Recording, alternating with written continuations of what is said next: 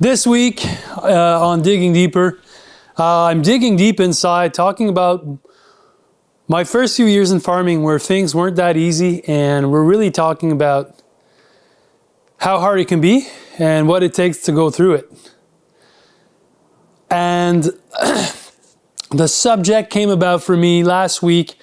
I traveled to a farming conference, and wow, that was really great, by the way, to get back to these farming conferences after 2 years of COVID. It felt good to meet people from other farming communities. And at the keynote, there was this beautiful young couple with their 2-year-old that was talking to the farming community about how hard their work is as vegetable growers. And, you know, there were other farmers, so everybody knew how hard it is. But I was really touched by their message of how hard it is and how the community, their community that comes to the farm and helps them every week, and the farming community that's there for support, was the reason why they're sticking with farming, and they're going to go through that adverse time that they're going through. And man, I was really touched by that. Brought a lot of emotions back, because I remember my first few years in farming.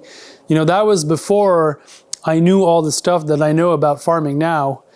And it really reminded me how difficult it was, and how one particular year, I think it was year 4, where things just weren't going our way. We had worked so hard to set up the greenhouses, to set up, you know, the washing pack station, the field blocks. You know, we were getting established with our markets, with everything. We were growing salad mix at the time, and that was pretty new.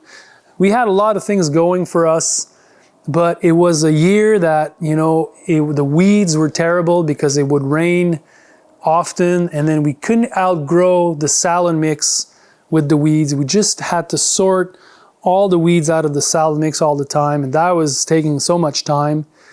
Farmers market didn't have a roof. It would rain every Saturday morning. It's like on 18 weeks, we had probably 14 rainy days. So sales weren't there. The delivery truck broke, transmission, a couple $1,000. And just like all the traction that we had, we kind of lost that year. And I was really thinking, yeah, this is my 4th year at this, and it was my worst.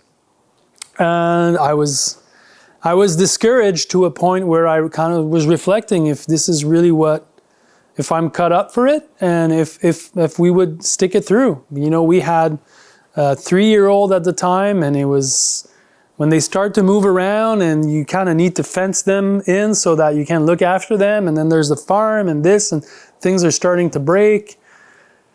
It's difficult. And so I started to reflect on that, and you know what happened to me, and that was a Kickstarter for me to kind of look elsewhere for answers. And one of the first things that we did that winter that was really amazing is that we reached out to other farmers that had, like us, kids, and that were kind of in the certain age, same age of farming. And then we got together twice a year for the next 3 years to share some, what we call here, bon coup, mauvais coup, which like hit or missed of our season. We would get together, spend the night, and then we would go and solve problems together, troubleshooting. And that was so huge. And, you know, that was a big part of us learning and becoming better growers, because bottom line is that, you know, we ended up keep on farming, but we learned how to better farm. And I think that's such a big part of farming, is like, you can go at it with heart and you can go at it with courage, but there's a lot of things that in vegetable growing you kind of need to know and apply. It makes such a big difference. And at that time, we also were lucky enough to get some grant money to go to France and visit some farms there.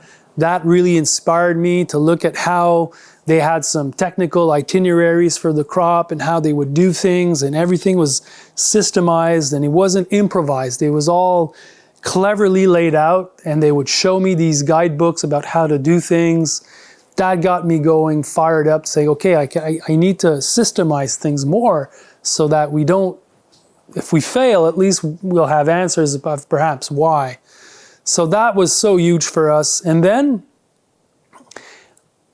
I think that the fact that we didn't give up and we stuck with it and we decided to invest in ourselves to become better growers, that was a big part of why our farm is still here today after 20 years. And, you know, honestly, of all these years, there've been like this one, bad ones and hard ones, but it's never easy regardless.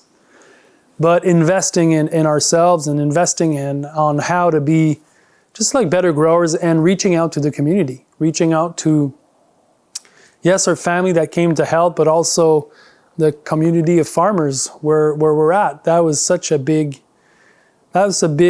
thing for us. And I'm encouraging anyone that's going through these hard times. You know, will be spring soon enough. Perhaps last year wasn't a great one. Man, I think if you have the courage to stick with it and to make some improvement on certain things that you know need to be improved, it's worth it, because, you know, looking backward, there was some years that it wasn't easy, like the year I'm talking about, but all in all, the quality of life that we have at the farm and the level of, you know, kinship that we have with our biota, with the farm in itself, with the community, with what we do on a daily basis, how we can improve. That's just such a big part of being creative and learning and applying yourself and making a difference. And so I think it's important at one point to stick with it. And if there's a few advice that I can give to anyone that's kind of in that space, is that, you know, saying that farming is hard is, you know, it's not enough. Like, you need to change perhaps the dialogue and say, you know, how can I be a better grower? How can I invest in myself? What can I do to improve my situation? And it's not about buying stuff. It's not about buying equipment or tools. Sometimes it's just really about learning how to be a better manager, learning how to be a better communicator. Investing sometimes at that, sometimes that's free. And, you know, if you're not in the space where you can do that because you're perhaps too tired or you don't have the motivation, then perhaps that's when you have that grinding gear where you're just give it more time and just kind of be hopeful that things will look up for you. And that's worth a lot. And although, you know, my fourth year in farming is a long time ago, you know, in business and all the other projects that I've faced and that I've done in the last 10 years, 7 years, adversity is a big part of anything that I've undertaken. Adversity to a point where you're not sure if it's a good idea, you're not sure if you're sinking yourself too deep, you're not sure if, you know, you're not gonna get out of that alive. And that has happened to me on several projects. And what I can tell you is that if that's not what you're growing through, at one point that means that you're not being stretched enough and that you're not growing. So adversity and having skin in the game when you're all in is, in my opinion, the only way to get something extraordinary done.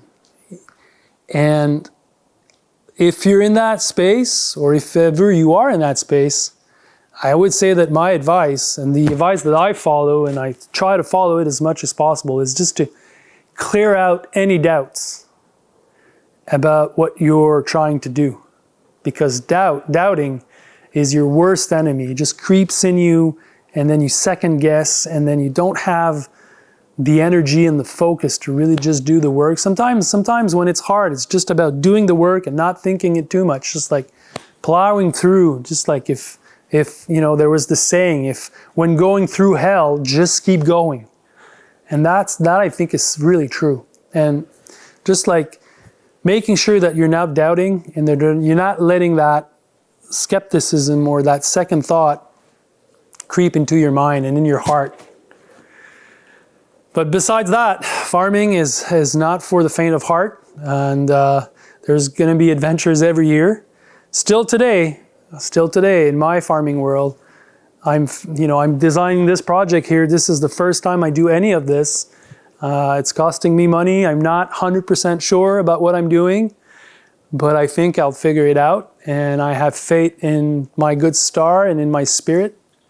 And I think that that's the way for everyone. So, if the message is kind of resonating, perhaps remember that we all go through some hard times in farming.